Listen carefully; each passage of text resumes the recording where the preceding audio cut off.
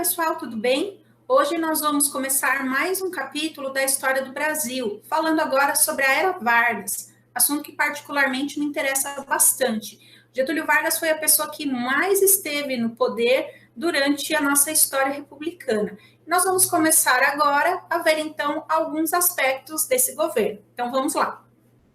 Nós vamos começar a estudar esse capítulo através de duas charges. A primeira é essa que tem como título História de um Governo. Então, são vários quadrinhos mostrando Getúlio Vargas e as expressões dele ao longo dos anos. Então, assim, em 1930, 1931, um presidente sorridente. Em 1932, ele está um pouco mais zangado, por conta de alguns acontecimentos que nós vamos ver. Em 1933, ele já está mais animadinho, 1934, 35 também. Em 1936, ele fica bravo, até ficar muito mais bravo em 1937. Então, nós vamos entender ao longo do capítulo por que ele foi retratado dessa maneira. Em alguns momentos feliz, em outros momentos mais bravo. Essa outra charge mostra 3 bustos do Getúlio Vargas. Busto é uma escultura que mostra só um pedaço, do corpo do retratado. Em 1937, ele é retratado como Führer Getúlio von Vargas. Em 1941, como cidadão Getúlio Delano Vargas, fazendo referência ao presidente Franklin Delano Roosevelt dos Estados Unidos. Em 1945, ele é retratado como o camarada Getúlio Vargas Witt. Então, vamos ver também o que aconteceu para ele estar sendo relacionado em um momento ao Hitler, em um momento ao presidente dos Estados Unidos e em outro momento ao presidente da União Soviética. Então, vamos ver como se deu essa transformação desses vários Getúlios Vargas. Antes de falarmos mais especificamente do governo Vargas, vamos relembrar um pouquinho o vídeo da aula passada, onde a gente falou sobre a Revolução de 1930, lembra? Aquela revolução que acabou com o domínio das oligarquias cafeeiras no poder. Lembrando que o Vargas fazia parte do grupo chamado Aliança Liberal, composto pelas oligarquias dissidentes, especialmente. Lembrem-se que era aquele grupo formado pelas oligarquias dos estados que não eram nem São Paulo, nem Minas, nem Rio de Janeiro. Esse grupo acabou recebendo apoio da burguesia industrial, das classes médias, dos tenentes, dos operários, enfim, de pessoas que queriam o fim das oligarquias cafeeiras no poder. E aí nós vimos num exercício da aula passada se realmente houve uma revolução ou houve uma revolta. Lembra daquele exercício? Onde eu discuti com vocês a questão dos termos revolução e revolta. Pois bem, lá nós vimos que, se nós pegarmos o significado desses termos, nós vamos ver que, na verdade, houve uma reforma e não uma revolução. Uma reforma no sentido de que o povo continuou afastado das decisões políticas. Era assim na Primeira República, houve a Revolução de 30, o Getúlio Vargas assumiu o poder, continuou sendo assim. Então, a primeira coisa que a gente tem que chamar a atenção é isso. A segunda coisa é a seguinte: existe um debate entre os historiadores que é o seguinte: em 1930, houve mesmo uma revolução ou houve uma simples troca de elites no poder? Então, esses dois grupos apresentam argumentos válidos, para aquilo que eles estão defendendo. Tanto quem defende que houve uma revolução, como quem defende que houve uma simples troca de elite no poder. A apostila nos traz essa discussão de revolução ou simples troca de elites. Então, assim, quem defende que houve uma revolução diz o seguinte, que o Vargas pôs fim ao domínio das oligarquias agrárias paulista e mineira e acabou inaugurando um novo modelo político e econômico no país. Isso aconteceu? Sim, as oligarquias cafeeiras saíram do poder, o Vargas deu início a um novo modelo político, que nós vamos ver nesse capítulo, e a um novo modelo econômico também no país, que foi o momento em que o país se industrializou. Então, esse argumento é válido, sim.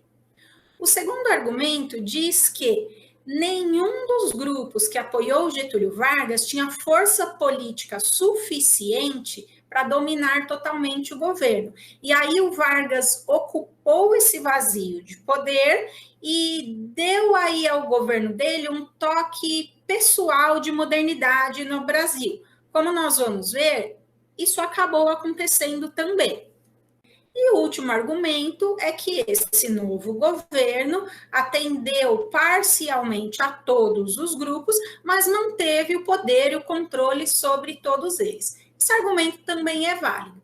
Então, assim, professora, então houve realmente uma revolução? Vamos ver o que o outro grupo diz a esse respeito.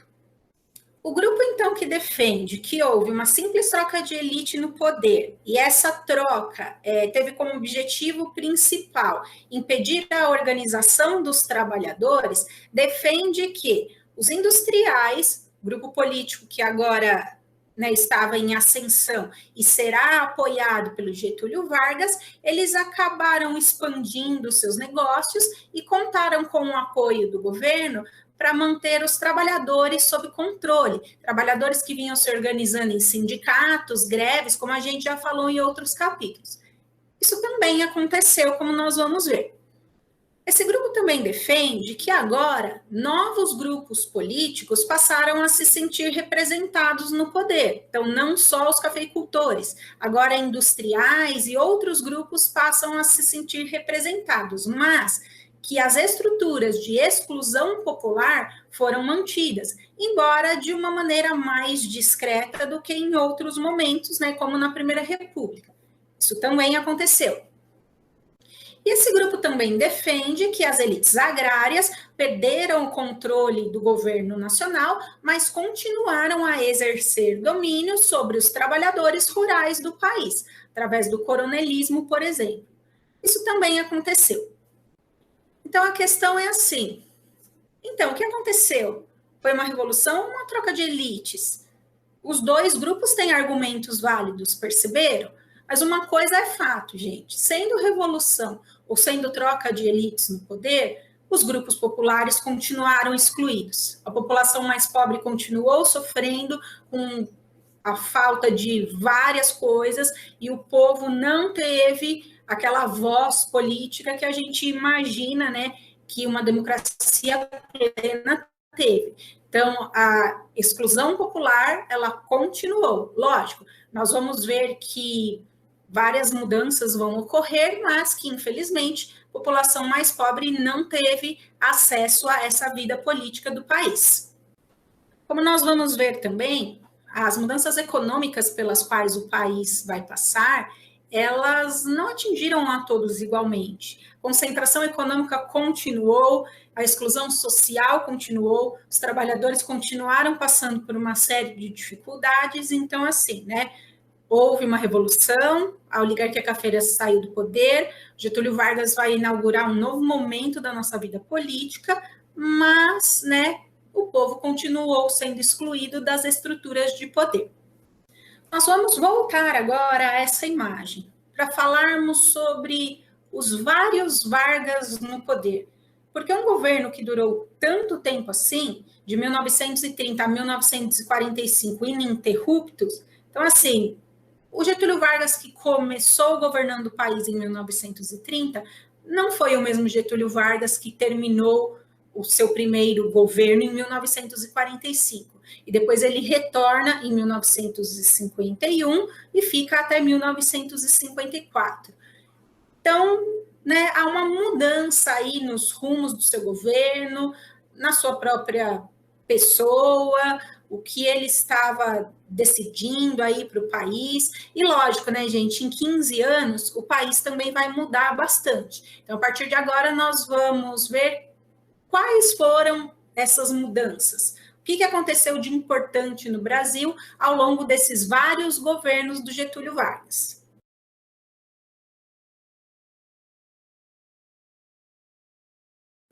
A primeira fase do governo Vargas, de 1930 a 1934, é chamada de governo provisório. O Vargas, como líder da Revolução de 30, assumiu o poder, no lugar do Júlio Prestes, dando início aí à Era Vargas. E ele vai criar algumas coisas que até então não existiam no Brasil. como, por exemplo, vocês estão vendo essa imagem aqui da direita, ó, uma carteira profissional?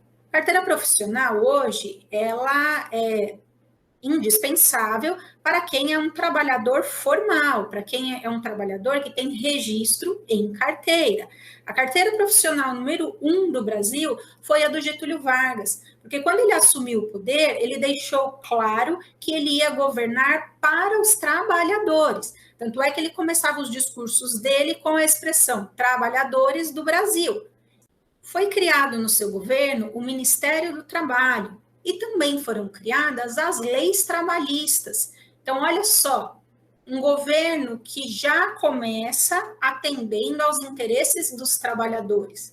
Os operários que vinham se organizando há muito tempo, como nós vimos, agora vão ter uma simpatia muito grande pelo Getúlio Vargas, porque assim, olha, o Vargas pensou na gente. Aqueles governos cafeicultores que existiam anteriormente, ninguém pensou nisso. O Vargas criou leis trabalhistas, o Vargas criou carteira de trabalho, e as leis trabalhistas, muitas delas, são válidas até hoje. Lógico, hoje nós estamos passando por várias outras mudanças, nem vamos discutir isso agora. Mas imagina só, olha, um presidente que governa para a gente, um presidente que pensa nos trabalhadores. Lógico, né, gente? Tinha um interessezinho por trás disso, né? Vou governar a favor dos trabalhadores, porque mais para frente, se tiver uma eleição, né, os trabalhadores vão pensar em mim porque eu dei benefícios a eles. Dentre as leis trabalhistas estavam a regulamentação da jornada de trabalho de 8 horas diárias, a questão do trabalho feminino, do trabalho infantil, que foi, né, trabalho feminino teve as suas regras específicas, o trabalho infantil também, a questão do descanso semanal remunerado, porque lembrem-se que os trabalhadores, né, trabalham de domingo a domingo, e vários outros direitos, como, por exemplo, a aposentadoria. Então, para a época, foi um avanço muito grande, porque nunca ninguém tinha pensado nisso. Então, desde as primeiras décadas do século XX, os trabalhadores vinham se mobilizando nos sindicatos, nos jornais operários, que eu já comentei com vocês. Então, para a época, isso foi um grande avanço. Então, assim, tem interesse político? Tem, né? Sempre tem interesse político. Mas foi uma coisa boa. Então, isso a gente não pode negar. Para quem não tinha nada, agora tem alguma coisa, então, né, os trabalhadores se sentiram satisfeitos. Só que, ao mesmo tempo em que as leis trabalhistas, né, algumas leis foram concedidas aos trabalhadores, o Vargas deu um jeitinho de controlar os sindicatos, para que, né, greves, manifestações, né, dos trabalhadores não acontecessem. Porque, assim, na seguinte ideia, o Vargas está sendo tão bom para os trabalhadores, por que você vai fazer greve? Né? Não tem motivo para você fazer greve. Então, ele vai acabar desmobilizando os sindicatos, oferecendo benefícios para os trabalhadores. Então, assim, a principal festa que o Vargas fazia questão era a festa do 1º de maio, do Dia do Trabalho, porque justamente, né, um governo que trabalha, né, por esses operários, então vamos festejar o 1º de maio, que é o Dia do Trabalhador. Os sindicatos passaram a oferecer festas, oferecer serviços como dentista, barbeiro, para quem era sindicalizado. Então, assim, né, tentando desmobilizar os trabalhadores. Essa questão de desmobilização sindical é chamada na era Vargas de peleguismo sindical. A figura do pelego estará presente no sindicato, porque o pelego é aquele que vai, vamos dizer assim, vigiar, entre aspas, os seus colegas sindicalistas para ver se alguém tem alguma coisa a dizer contra o governo. Então, sempre tem alguém de olho para, dependendo do caso, até denunciar essa pessoa, né? Porque, vamos dizer assim, né? Pessoa mal agradecida, né? Vargas está fazendo tanta coisa boa e a pessoa ainda fica reclamando, querendo outras coisas. Então, essa questão da desmobilização sindical ela foi muito forte durante o governo Vargas. Durante esse governo provisório, foi decretado também o Código Eleitoral, que criava a justiça eleitoral, que é importantíssima, né, até os dias de hoje, e que criava o voto secreto. Lembrem-se que esse pedido de voto secreto estava lá nas eleições passadas, lembra do Júlio Prestes e Getúlio Vargas, e o Vargas dará direito de voto às mulheres, o voto feminino, finalmente, uma luta que as mulheres vinham aí há algum tempo, agora elas conseguiram. Então, assim, olha o Vargas, que legal. Além de beneficiar os trabalhadores, agora ele vai dar voz às mulheres, porque as mulheres são um grupo importante da sociedade brasileira. Então, por que não as mulheres participarem da política? Mas olha só, de novo, gente, olha, o Vargas deu direito de voto às mulheres. Então, numa próxima eleição, as mulheres vão lembrar dessa pessoa que lhe deu o direito de voto. Mas, lógico, né, como eu falei para vocês, pode ter um interesse político por trás? Pode, mas foi muito importante o direito de voto às mulheres, que já estavam se mobilizando há muito tempo e que realmente são uma parcela importante na sociedade brasileira. Já vamos falar de alguns exemplos de mulheres, das primeiras mulheres que chegaram à vida política do nosso país.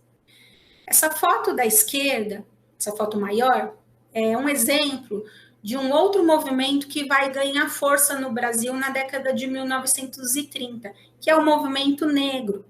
A apostila dá vários exemplos de movimentos que foram criados nessa época, que ganharam força, lutando pelos direitos dessa parcela da população, que também é muito importante.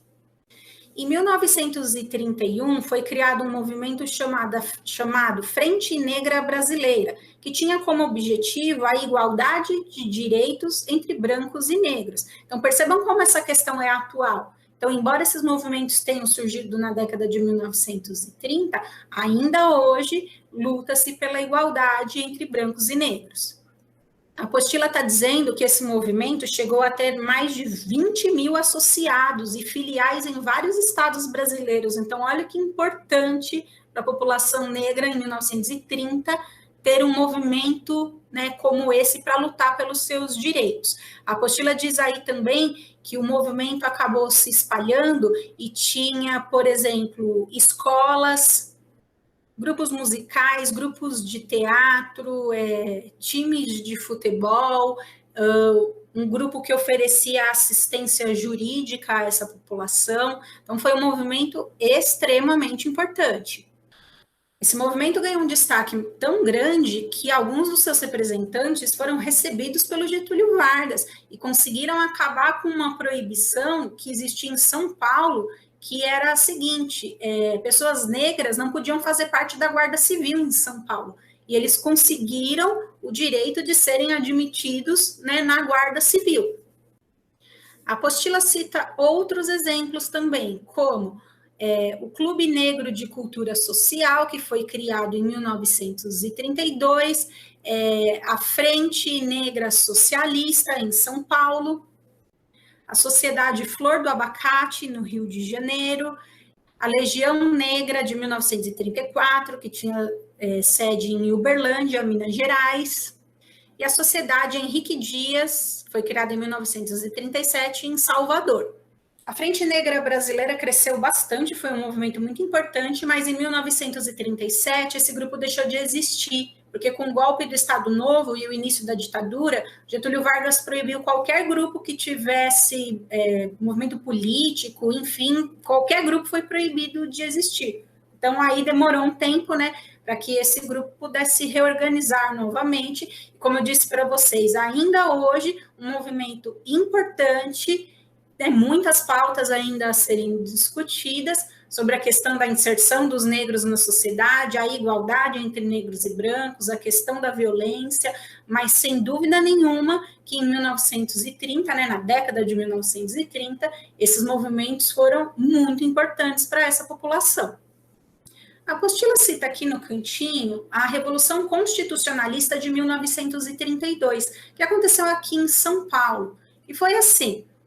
Quando Vargas assumiu o poder em 1930, a Constituição que estava em vigor era a Constituição de 1891, que nós já falamos dela lá atrás. Era a Constituição da Primeira República, que excluía grande parte da população da vida política do país, e que atendia aos interesses de uma elite, né, muito restrita.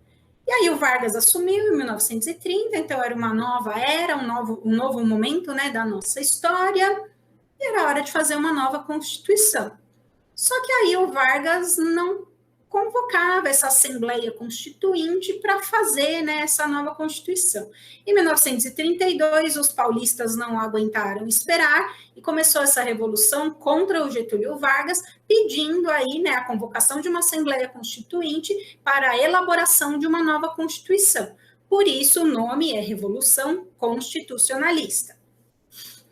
A finalidade desse movimento não era somente a convocação de uma Assembleia Constituinte, mas a oligarquia paulista pretendia enfraquecer o Getúlio Vargas politicamente para tirá-lo do poder. Nesse ponto, eles não foram bem-sucedidos. O estado de São Paulo acabou lutando praticamente sozinho, né, contra o restante do Brasil. Os paulistas foram derrotados, aliás, só para lembrar, 9 de julho é feriado aqui em São Paulo, que é o feriado, né, que comemora a Revolução Constitucionalista de 32.